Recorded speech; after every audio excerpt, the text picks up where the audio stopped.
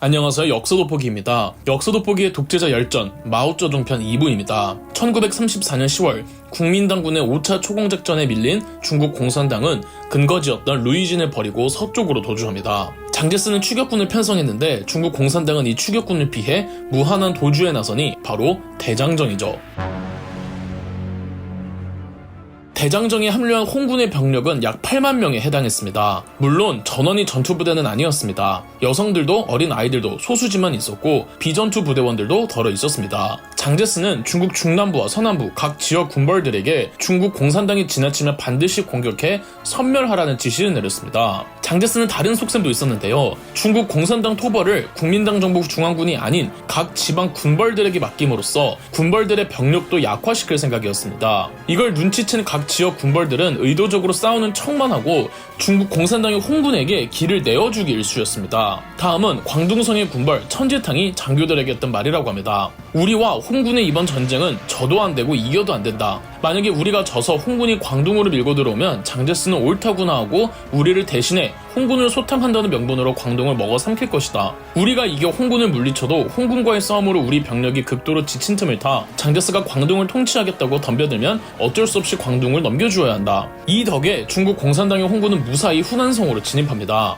화가 난 장제스는 국민당 정부 중앙군을 투입시켜야겠다며 1934년 11월 장제스는 국민당군 40만 명을 후난성의 서쪽 샹시라는 곳에 배치시켜 두었습니다. 후난성과 후베이성에 있던 홍군체 2군단과 홍군체 6군단이 지원하러 오며 국민당군의 측후방을 공격해 주었고 중앙 홍군은 그 사이에 국민당군과 싸우며 샹장을 도강합니다. 이때 활약한 조선인이 있었으니 김무정이라고 훗날 북한의 주요 5대 계파 가운데 예난파를 이끌었으나 김일성에 의해 숙청되는 사람이죠. 일제강점기 당시 김무정은 항일을 할 목적으로 중국으로 와서 군사학교를 다녔으나 사회주의에 경도되어 중국 공산당에 입당하였습니다. 김무정은 포병이었는데 그의 포병 지휘술이 엄청났다고 하죠. 샹장 도강 전투에서 김무정이 지휘한 포병대대의 맹활약 덕에 그나마 피해를 덜할 수가 있었습니다. 다만 워낙 국민당군 병력이 압도적이다 보니 피해가 막심할 수밖에 없었는데요. 8만 명에 이르렀던 중앙 홍군 중 샹장이란 강을 무사히 도강한 숫자는 겨우 3만 명이었습니다. 본뒤 중앙 홍군의 계획은 후난성에서 후베이성으로 북진할 생각이었으나 샹장 전투의 패전 피해가 막심하고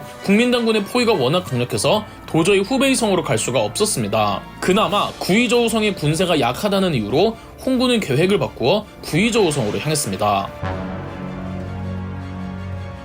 중앙 홍군은 1935년 1월 7일 구이저우성 쭈니에 도착했습니다. 그리고 향후 방향에 대해선 1월 15일부터 17일간 쭈니의 공관 건물에서 중앙정치국 확대회의를 가졌습니다. 이 회의가 바로 쭈니회의입니다. 기존에 마오쩌둥이 이끌던 홍군이 1차에서 4차 초공작전을 모두 막아낸 것과 달리 소련 유학파 중심의 28인의 볼셰비키가 지휘했던 중국 공산당이 장제스의 5차 초공작전에 제대로 와해되어 버리자 중국 공산당 내에서는 28인의 볼셰비키의 실권도 추락할 수밖에 없었습니다. 특히나 마오쩌둥이 28인의 볼셰비키 소련 유학파들을 맹비난했고 소련 유학파들 중에서도 마오쩌둥에 붙는 사람들이 나오기 시작했죠. 쭈니 회의 결과 당시 중국 공산당의 5대 서기장이었던 보군은 군사 지휘를 할 수 있는 역량이 부족하기에 군사 지휘권 전권을 주더와 저우원라에게 넘기기로 하며 총서기장을 교체하기로 하였죠. 이로써 보구가 해임되고 같은 소련 유학파 28인의 볼셰비키 멤버였지만 마오쩌둥을 지지했던 장원텐이 6대 총서기장으로 선출되었습니다. 마오쩌둥은 중앙정치국 상무위원이 되었으나 주더와 저우원라이 그리고 장원텐 모두 마오쩌둥의 지지자들이었던 만큼 마오쩌둥을 중국 공산당의 독보적인 실권자로 봐야 했습니다. 언제까지 쭈니에 있을 수가 없던 중앙 홍군은 1월 19일 쭈니를 탈출하였습니다. 쭈니를 나온 중앙 홍군은 구이저우성에서 스촨성으로 서진하기로 합니다. 스촨성 지역에는 장고타오가 이끄는 홍군 제4방명군의 부대가 있었거든요. 이때 구이저우성의 명물인 마오타이주가 유명해졌죠. 마오타이주를 조금만 먹으면 열이 오르고 또 기력을 보충할 수가 있으며 상처 소독도 가능해서 여러모로 필요했다고 합니다. 이때의 기억 때문인지 나중에 가서도 마오쩌둥이 가장 좋아하던 술이 바로 마오타이주였다고 하죠. 장제스는 구이저우성의 군벌과 스촨성의 군벌을 떼거지로 동원해 홍군을 토벌하도록 했고 홍군은 이리저리 피하고 게릴라전을 수행하며 윈난성을 통해 스촨성 진입을 시도합니다. 윈난성에서 스촨성으로 들어가려면 진사강을 도강해야 하는데 국민당군의 추격을 피해 도강하려면 중국 소수민족 중 하나인 이족의 거주지를 지나야만 했습니다. 중국 서남부 일대에 분포하던 이족은 한족들과 아주 사이가 안 좋은 소수민족으로 이족의 거주지를 지나치다가 어떤 봉변과 기습을 당할지 모르는 일이었죠. 아니나 다를까 이족들은 지나가는 홍군을 포위했습니다. 이때 홍군의 선봉장이었던 류보창은 통역관을 데리고 이족 사람들을 설득하고 달래 무사히 이족 거주지를 지나칠 수 있도록 했죠. 홍군은 앞으로 그들이 만들 국가에서 이족을 우대해주겠다고 약속해주었으며 선봉장 류보청과 이족의 추장은 수탈기 피를 술에 담가 서로 나눠 마시며 사펠동맹을 맺었습니다. 이뿐만이 아니라 이족의 어떤 청년들이 홍군에 가입하기도 했죠. 진사강 도강 후 이제 다두어강을 건너야 했는데 국민당군이 맹추격을 하고 있었습니다. 중앙 홍군은 다두어를 건널 수 있는 루딩교라는 다리에서 국민당군과 교전을 했고 2시간의 치열한 전투 끝에 중앙 홍군은 막대한 피해를 입으며 겨우겨우 루딩교를 통해 도강합니다. 끝내 중앙 홍군은 쓰촨성으로 들어왔습니다. 하지만 여전히 쓰촨성의 군벌과 국민당군의 추격을 피하면서 이동하여야만 했습니다. 이 다두허를 건너면서부터는 국민당군의 추격만이 문제가 아니었습니다. 쓰촨성 남부는 히말라야 산맥에서 이어지는 지형으로 둘러싸여 이동한다는 것이 여간 어려운 일이 아닙니다. 곳곳이 만년설이 낀 산들을 넘어야 했기에 동사자들이 속출했고 또 굶주림에 허덕였죠. 심지어는 홍군 다수가 고산병으로 제대로 움직일 수도 없는 상태에서 행군을 강행했습니다. 1935년 6월 말 마오쩌둥이 중앙 홍군과 쓰촨성에 있던 장거타오에 홍군 제4방면군이 조우합니다. 참고로 마오쩌둥이 이끌고 있던 중앙 홍군은 홍군 제1방면군이라고 합니다. 향후 중국 공산당 홍군의 계획은 우선 쓰촨성에서 나와 더 북상해 중원으로 진출해 중국의 중심지에 근거지를 두고 일본과 국민당군과 동시에 싸우는 것이었죠. 하지만 두 부대가 만나자마자 이 마오쩌둥과 장거타오 사이에서 세력 경쟁이 벌어졌습니다. 장거타오는 중원이 아닌 중국의 서북쪽으로 가야 한다고 주장했고 심지어 장거타오는 홍군 제1방면군과 제4방면군을 합치자고 제안했는데요.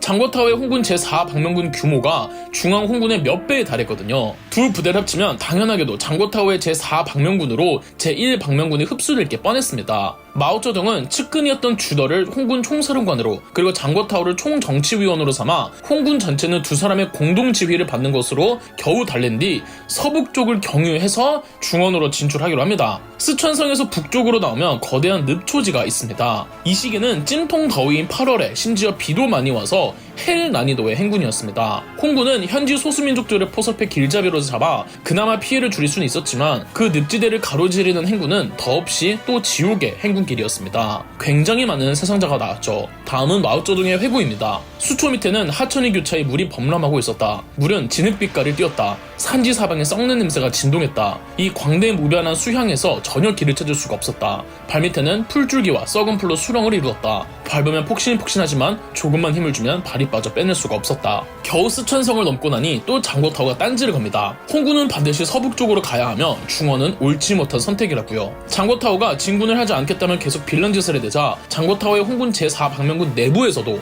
장거타오를 배신하고 마오쩌둥에게 붙는 사람들도 많았습니다. 워낙 장거타오가 말을 듣지 않자 화가 난 마오쩌둥은 새벽에 장거타오 부대가 잘 때 마오쩌둥은 홍군 제1방면군만 데리고 그리고 마오쩌둥에게 충성을 맹세한 홍군 제4방면군의 2개 군단을 데리고 몰래 중원 지역으로 향했습니다. 마오쩌둥의 홍군 제1방면군은 칭하이성의 류판산을 또 넘어 중원 지역으로 향했고 1935년 10월 산시성의 우치진에 도착하면서 대장정을 마무리했습니다. 처음 대장정을 시작할 때 8만이었던 홍군의 수가 우치진에 도착했을 땐 8,000명 정도에 불과했죠. 훗날 중국 공산당을 취재한 사회주의자 미국의 외신기자 에드거 스노는 이렇게 글을 남겼습니다. 평균 잡아 하루에 거의 한 번씩 전선 어딘가에서 전투가 있었으며 모두 15일 밤낮을 대접전으로 보낸 적도 있었다. 총 368일의 여정 중에서 235일이 주간 행군이었고 18일이 야간 행군으로 소비되었다. 주로 소규모 전투 때문에 모두 100일 동안 행군이 정지되었다. 그 가운데 56일은 쓰촨성에서 보냈고 나머지 44일 동안 무려 5,000마일의 거리를 이동했다.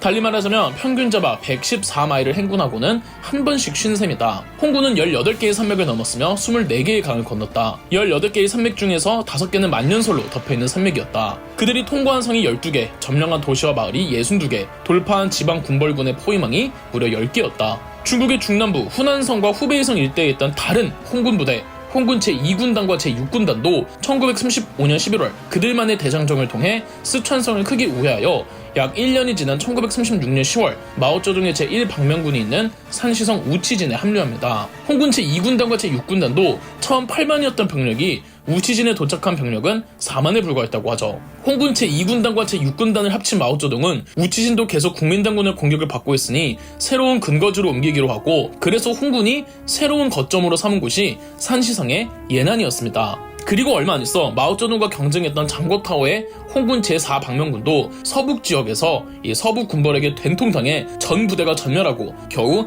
200명의 병력만 데리고 예난으로 합류했죠. 장제스는 예난에 있는 홍군 전체를 섬멸하겠다며 산시성 시안에 사령부를 두고 장쉐량을 토벌 사령관으로 삼아 예난을 공격토록 합니다. 하지만 어떻게 되는지 다 아시죠? 3부에서 돌아오겠습니다. 그럼 역사 돋보기였습니다. 저희 역사 돋보기가 멤버십 가입을 시작했습니다. 멤버십 가입을 해주신 분들 덕분에 영상 제작에 큰 도움이 되고 있습니다. 감사합니다. 영상 재미있으셨다면 구독과 좋아요, 알림 설정까지 해주시면 감사드리겠습니다.